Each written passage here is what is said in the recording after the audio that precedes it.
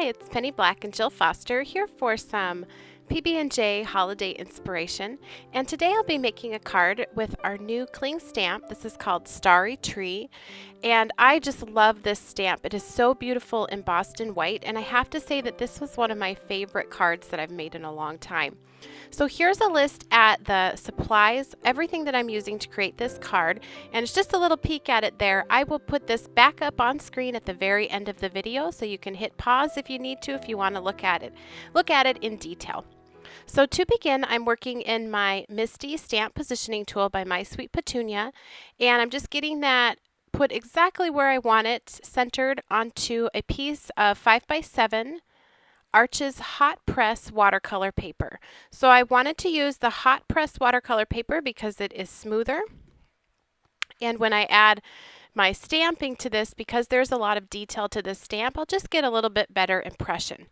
So I'm going to pick that up, and I had a little hand trimmed Snowbank down there, and I was just put that down there to judge where I wanted the stamp, but I'm not stamping onto that, so I removed it before I do my stamping. I rubbed an anti-static powder bag over the paper, and that'll help keep the embossing powder just on the areas where I'm stamping. And I'm inking up my stamp using Versamark ink. And I want to be sure to get all of those details, so I'm just patting it. I probably do this way more than I have to, but I just wanted to be sure to get everything. And I'll just turn that here, sort of walk the palm of my hand and my fingers across the image so that everything gets a good impression onto the paper. And now I will apply some white embossing powder. Sprinkle that over everything, and then I will heat that to set. So I'm back now, and pretty soon here you'll be able to see what I'm doing. I'm going to begin by inking the background using Memento inks, and I chose these inks because they work well for this emboss resist technique, and I love the soft colors here. So this color is pistachio, and I'm applying that ink using an ink blending tool with a foam pad.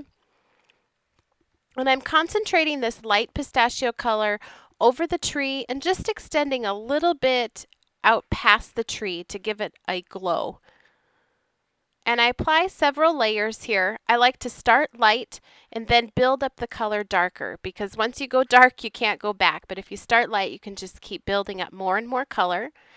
This also keeps you from having to apply too much pressure with your blending tools. If you get a real splotchy background, if that's something that you struggle with, try less pressure and just more layers of color to build up the color.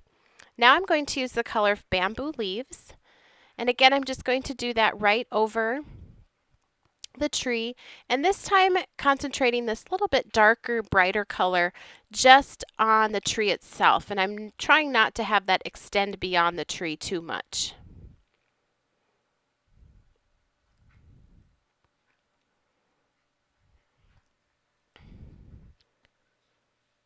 Now I'm going to work on the outer blue background color. So this is Summer Sky.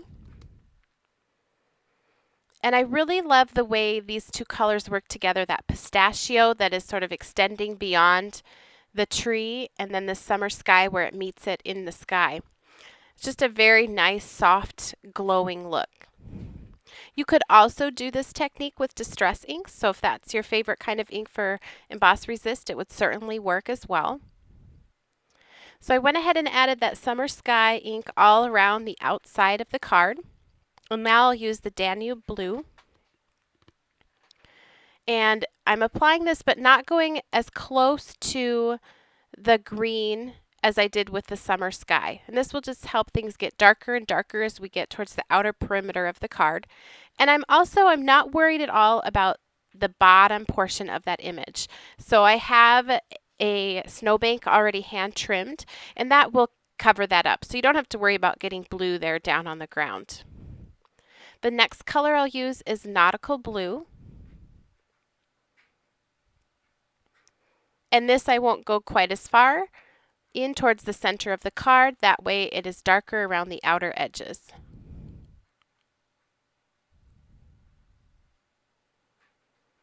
But it's just such a soft, almost suede looking background with these particular colors. And then I'm just reblending that with the Let's see, that was the summer sky. Just touching up and also with some of the greens there, darkening up the color. And then with the bamboo leaves, darkening up the center of the tree. So once again, starting light and then just darkening up till I'm happy with the look. Now this is a Distress Ink re-inker, and I'm going to use this as a watercolor. And I just need a tiny little dab onto an old acrylic block that I'm using as a palette. And I like using these as watercolors in this instance in particular because they're easy to get off of the embossing. So if I paint on top of the embossing, usually it just beads up and rolls over into the main part of the image. And if not, I can always just use a paper towel and buff over the top once everything is dry. So here I'm going to go into this starry tree, and I'm just going to highlight some of these beautiful details of the tree by adding some darker color within here. So I put down some diluted paint and then I blend it out with more water that's on my brush, sort of following the line of some of the curves as they extend from that star on the bottom left-hand corner.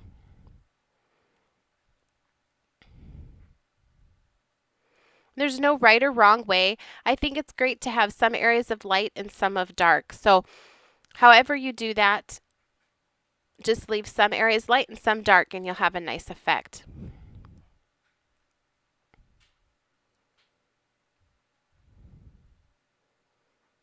And you can see there how well that ink works with the embossing. You can just blend and paint basically right over the top of it and you keep that nice crisp stamping.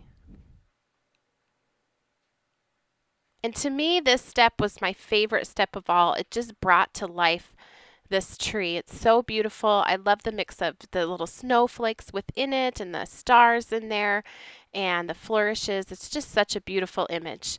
Now, once that was dry, I did go back and add a few pretty dark areas right on top using a more concentrated amount of that Distress Ink re-inker used as a watercolor.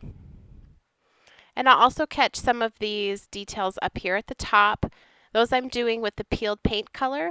And then I'll also go in here with the gathered twigs down here on the trunk of the tree. And just a reminder, all of the supplies that I'm using, the exact colors, ink, stamps, will all be listed at the very end of the video right up on screen. So now I'm going to use the stamp Nature's Gifts and just add some stamping around the outside here. And I'm using that same color of Nautical Blue Memento ink to ink my stamp, and that'll give a nice coordinating and tone-on-tone look for this stamping. I'm doing it in the Misty Stamp Positioning tool just so I can get a couple of impressions to darken the color and make sure that I capture all of the details. And I'll just work my way around the image, stamping that several times. Now to add the falling snow, I'm going to use the Dr. P.H. Martin's Hydrus watercolors. This is the titanium white. Put a little bit on my acrylic block, and then I will dilute that with some water. The more water you use, the less opaque it will be. So it'll have more of a transparent water look. And if you use less water, you'll get more of the opaque white. So I'm first adding just a few splatters here over the whole background. Then I'm going to make sure those are dry, so I'm just using a heat tool to quickly dry those splatters. Those had more water mixed in, so they're a little bit lighter and more subtle. Then I'll take just a couple pieces of scratch paper, and I just want to mask off this outer edges because I want most of the snow to be like it's falling down on the tree. And so here I'm just going to add lots of splatters. I'm not adding really any water to that watercolor that's over there on the acrylic block. So the splatters are darker white or more opaque. Going right over the tree and the background, and I just keep splattering away. But the splatters just look so great with this particular stamp. Now I went ahead and made sure everything was dry with my heat gun, and now I'm going to use a white gel pen just to add a few larger snowflakes, just little circles here and there.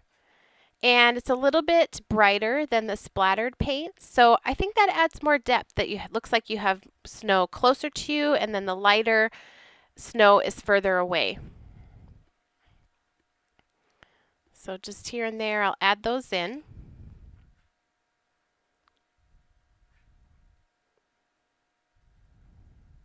And I kept those closest to the tree too. I didn't do too many of those towards the outer edges. So here's that snowbank that I hand trimmed, and I'm adding the Summer Sky Memento ink just along that top edge, just to give it like a bit of a shadow and a finished look.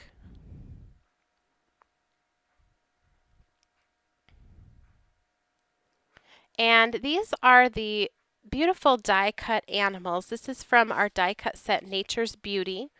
And I cut those from watercolor paper as well. And I'm just painting them using that Gathered Twigs Distress Ink Reinker used as a watercolor. And this is my first layer, and I love doing this with my die cuts, to first paint them with the Distress Ink Reinkers used as a watercolor, and then I dry them and go back and add just a little bit of distress inking with a ink blending tool and a foam pad on top, and it gives a nice depth to it. It also uses less ink and less energy when you go to add the ink with the ink blending tool if you start with something that's already been painted. So this is the Gathered Twigs Distress Ink, and I'm just adding it basically around the outer edges and the top especially. So I'm ready to put everything together. I put down my snowbank using dimensional adhesive, and here I'm just going to tuck this deer behind. So its legs have liquid glue, but its body has a piece of foam tape on the top. And then this one I'm doing the same thing. I'm just going to put liquid glue on the legs and remove the backing here from the foam tape. This one I'll put on the front of the snowbank. And then this guy just goes flat right down onto the snowbank. And there's a look at those guys all perched right under that beautiful tree. And to the sky portion, I did add just a few tiny little die cut snowflakes with some tiny self-adhesive pearls on there. Just a fun embellishment. And a look at the finished card. I thank you so much for watching. If you enjoyed today's video, please be sure to give it a thumbs up and subscribe to our YouTube channel. You can also connect with Penny Black on Facebook, Pinterest, Twitter, Instagram, as well as on our website and blog. And I will link to all of those down in the YouTube description box below. And if you stay tuned here, right up on screen will be a list of all the supplies used in the creation of this card. Thanks for watching.